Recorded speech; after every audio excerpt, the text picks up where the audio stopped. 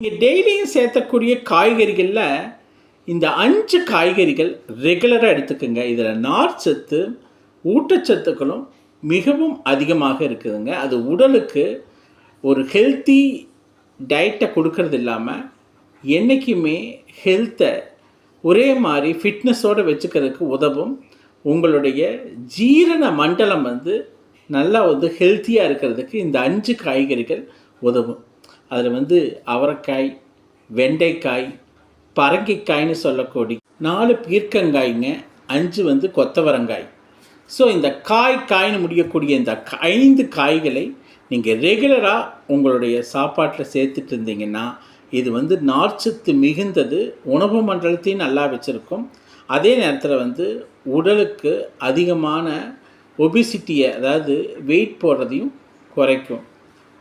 உங்களுக்கு overall digestive சிஸ்டத்தை க்ளீனாக வச்சுக்கிறதுக்கு இந்த நார்ச்சத்து மிக்க காய்கறிகள் உதவும்.